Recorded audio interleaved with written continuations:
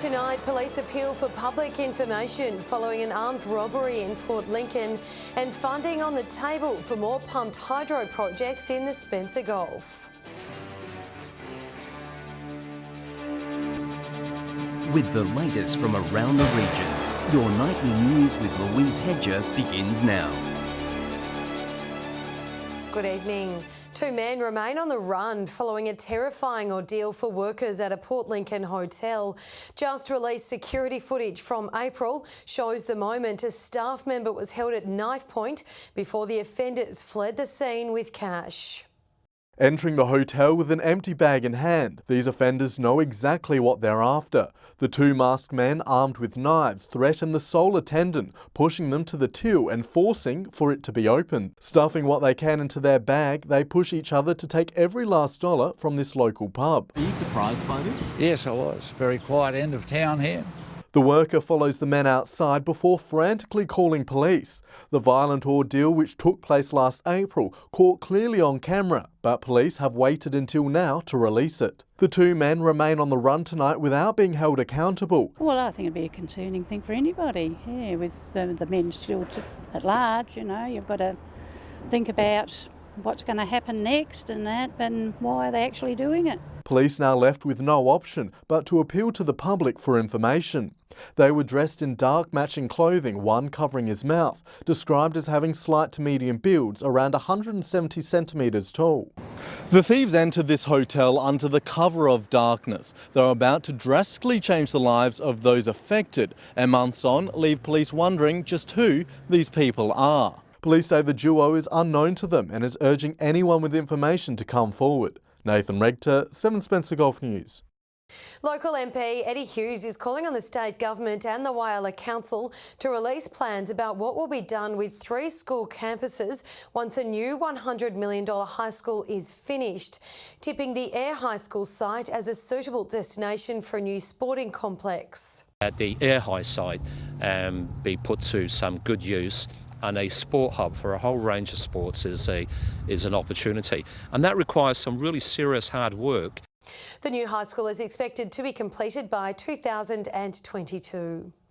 Whyalla Police is investigating the theft of a large amount of tools from a shipping container in Whyalla Jenkins between Friday afternoon and Monday morning last weekend. Thieves forced entry and took general and electrical tools and concreting equipment. A stolen Makita saw has the letters engraved WS, and other tools have work skill business tags attached. Police are urging the Whyalla community to keep a lookout for the stolen items and are reminding residents to securely lock up personal items overnight. Anyone with information is asked to contact Crime Stoppers. 3 pumped hydro projects in the Upper Spencer Gulf could be bankrolled by a new $40 million government grant. Federal Energy Minister Angus Taylor says the renewable energy is essential in stabilising the grid and driving down energy prices. A first-time visit to the region, which is leading the way for renewables. There's real potential for this to be an energy powerhouse. The Federal Energy Minister flying in for a whirlwind trip to spruik the government's planned funding injection for pumped hydro technology. 12 projects across the country have been shortlisted for the $40 million grant, including 3 in the Upper Spencer Gulf. They include multi-million-dollar developments in the Middleback Ranges south of Whyalla, Goat Hill near Port Augusta, and a massive $700 million hybrid project at the Baroota Reserve in the southern Flinders. They're projects that can make a real difference to the reliability and, importantly, the affordability of electricity in South Australia. That pumped hydro said to complement existing solar and wind generation, providing stability to an unreliable grid, which has constantly left South Australian households in the dark. We lost about 800,000 connections at the end of 2016. Other great thing about pumped hydro is, of course, that it'll still be there in 60 or 80, or possibly even 100 years. The government is expected to move swiftly through the application process, and local member Rowan Ramsey is confident at least one of the 3 local projects will be given the green light.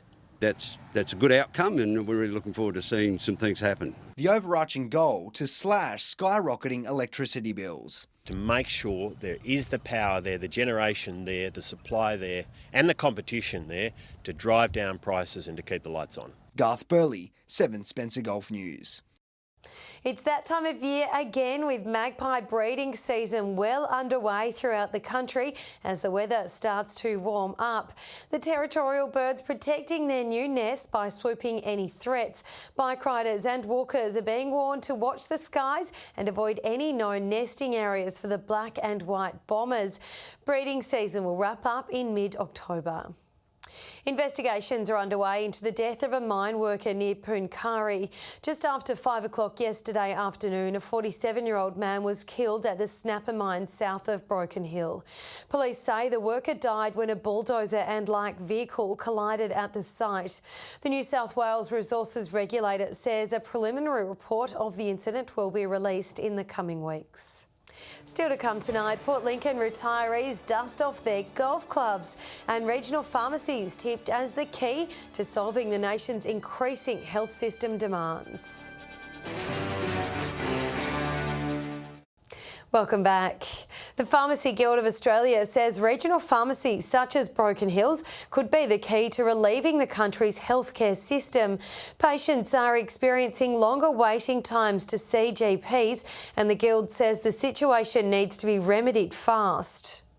There's more to being a pharmacist than meets the eye. It's not just sticking a label on a box, which most people get the impression of. Yeah, I mean, we give lots of advice, we treat wounds, we give vaccines, we do all sorts of stuff at the back, which many people see. And it's these abilities the Australian Pharmacy Guild wants to see more of. A new policy paper from the Guild saying regional pharmacists could relieve the strains on the health system by fulfilling their scope of practice. A recent report revealing they give more free health advice than any other health professional, with 451 million visits to community pharmacies last year alone. In the UK and Canada, pharmacists are doing much more than what pharmacists are doing in this country.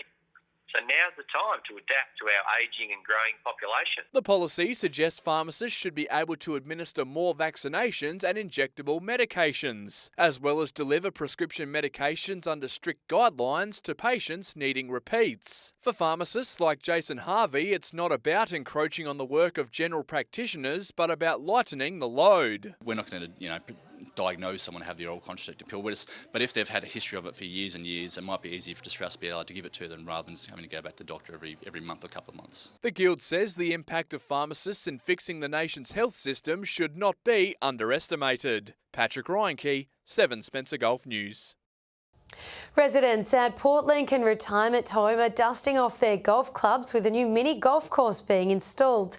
The modified equipment helping to look after the health of the retirees, and many say they're loving every minute. At 86 years of age, Tom Shannon knows his way around a golf course. The avid player used to travel to the field nearly every weekend, but old age has kept him off the green turf for years, until now. It's good exercise and it keeps the mind active, That's very good for old timers. Lincoln Grove Retirement Home installing a 9-hole mini golf course for retirees. Tom Shannon dusting off his old cap, saying the miniature version is similar to the real thing. Still got to hit a round ball and get it in a hole, don't you? So that hasn't changed. It's still just as difficult. I remember how bad I used to be. The course specially modified for retirees, with suction caps added to the putters to help players pick up the balls. The retirees up here have got issues with bending over, like with vertigo and things like that, so we come up with a cup here that you actually turn upside down and press the ball in and pick it up. The 9-hole course throwing a few curveballs at players, with obstacles and fences putting their skills to the test. But if you're lucky enough, you might just score a hole-in-one. It's great. It's still a challenge, like the big golf course. It's always a challenge and it's always different. Some days you'll come out and have a good round and another day you have about 7 on a hole. Nathan Regter, 7 Spencer Golf News. The Whyalla City Council is investigating illegal rubbish dumpings near Jubilee Park after a large amount of litter was discovered by a nearby resident. CEO Chris Cowley says these incidents won't be tolerated and will result in a fine of thousands of dollars for offenders. Illegal rubbish dumping like this is polluting both our community and environment. As a society, we should be doing all within our power to, one, minimise our waste, but if we do have waste, deal with it in the appropriate manner. This bushland mess was swiftly cleaned up. However, the council says these offenders will be found and fined. Still piecing together the pieces of the puzzle, but I'm pleased to say we believe we've got some very strong information that we'll be able to ultimately prosecute. And local leaders are fed up, saying it's time for litterbugs to be held accountable. Really pisses me off when people are so lazy that they just go out bush and dump it, because when you go and have a look at a lot of this rubbish, the stuff that goes in your bin anyway. Offenders are being warned there will be consequences with fines to impact the hip pocket. General littering under the Act, we can issue fines actually up to $5,000. For general domestic waste, it's around $1,000. So the fines are quite significant. The Whyalla Council is urging residents to pick up rubbish when it's safe to do so. Litter such as this can create catastrophic consequences for our oceans. Besides the fact that it's just a huge eyesore, and we are looking to present Whyalla in the best possible light to the world to encourage people to live, work and invest in Whyalla. You can report these incidents through the My Local Services app. Shari Hams, 7 Spencer Gulf News. The fundraising efforts of the Broken Hill Hospital kiosk team have received a technology boost. The group of volunteers learning the ins and outs of a new paywave system. One is hoped will encourage more people to donate. With a simple tap of the bank card, money can be raised. They don't carry cash. A lot of people don't now. In fact, I carry very little cash myself, I must be honest. The hospital kiosk is a very popular spot, not just for health service visitors and staff, but for those working in the city as well. But for all the years it's been running, it's only taken cash. We found we were turning away about 10 to 12 people a day because they didn't have cash. It's really difficult sometimes coming into a hospital experience when you come into the ED, or if you're in the wards or a family member's been admitted, you often don't have cash on you. This week has seen the kiosk modernise, welcoming a new paywave machine, providing more opportunities to raise funds which funnel back into the hospital. We have a really good relationship with the hospital.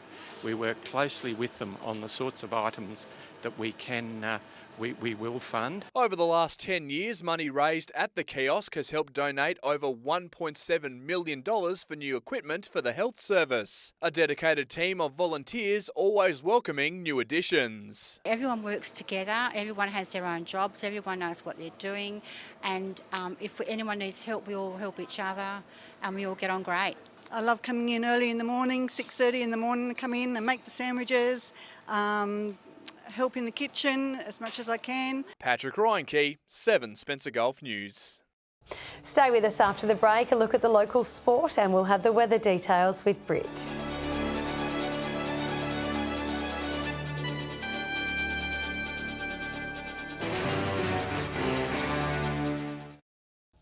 Hello again, time now to take a look at how things are shaping up when we head to our local petrol bowsers. Here's Patrick Reinke in Broken Hill with this week's Fuel Watch. Remarkably, a majority of regional petrol prices are still going down. In fact, the Australian Petroleum Institute says prices have hit a 5-month low. Starting with unleaded, and just for comparison, the national average is currently $1.37. Port Lincoln is 2 cents higher than that at $1.39, but a drop of 5 cents from last week is still a positive.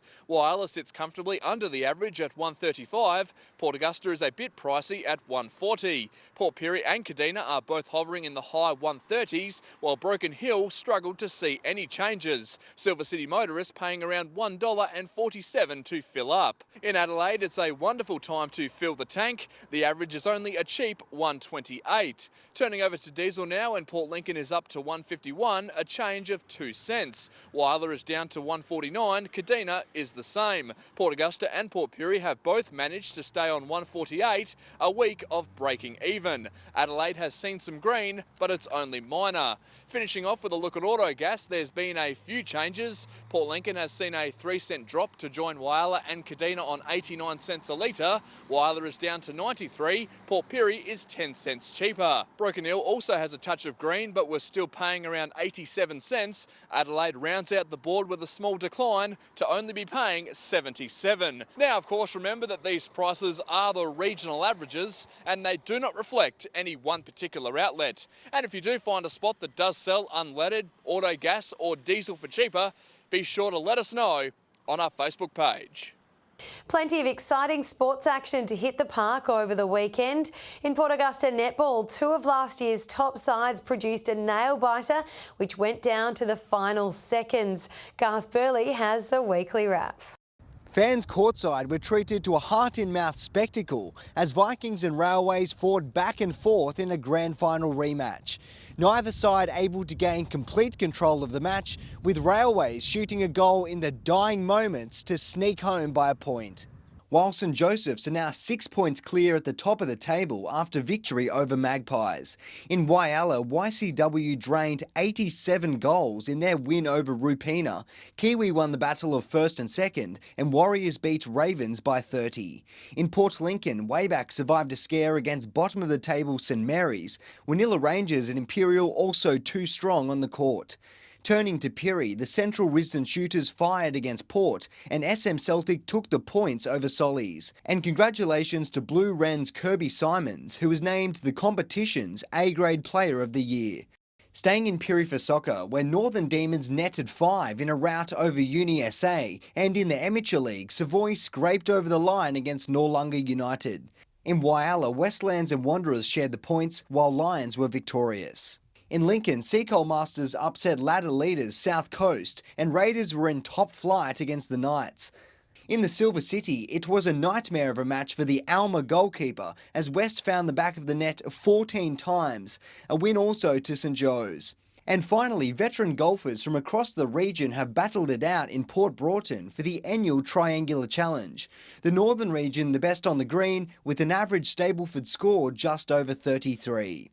That's all the weekend sport, and remember, if you have local sports results that you'd like featured for our weekly wrap, drop us a line at localsport@sca.com.au. Now for a look at the week's weather, here's Britt. Thanks, Louise. It's been bright and sunny across the region. Port Augusta reached a top of 21 degrees today, Whyalla 20, Broken Hill and Port Pirie 19, Port Lincoln 18, Adelaide 17. From the satellite, we can see a high-pressure system centred over New South Wales and a trough of low pressure to the west of South Australia. Tomorrow, that high will weaken as it moves eastwards towards the northern Tasman Sea, and the low will continue to sit over the west. Northerly winds at up to 25 knots with seas at half a metre. Sunrise will take place at 7 o'clock tomorrow morning with sunset just before 20 to 6 in the evening. It's looking sunny at Broken Hill and mostly fine elsewhere, apart from showers about the lower Eyre Peninsula and the west coast. Port Augusta expecting a top of 24 degrees tomorrow. Whyalla and Woodner both 23, 21 the lucky number for Corn, Broken Hill, Port Pirie and Cleve. Coffin Bay, Kadina and Adelaide all 19. Port Lincoln and Clare both 18 degrees. Looking further ahead now, with showers expected at Port Lincoln on Friday. Saturday fine and partly cloudy, rain on Sunday. Cleve and Woodner both with showers Friday as well, fine on Saturday with showers expected again on Sunday. Whyalla and Port Augusta looking cloudy on Friday, Saturday fine with showers on Sunday. Kadina expecting showers on Friday with heavier falls on Sunday. A cloudy Friday at Port Pirie, partly cloudy on Saturday, Sunday showers. Clare with showers expected Friday and Sunday. Broken Hill remaining mostly fine with strong winds expected on Sunday. And with that, Louise, it's back to you. Thanks for that, Britt. That's all your local news for this Wednesday. Thanks for joining us today. We'll have updates later, but until then, enjoy your evening. Good night.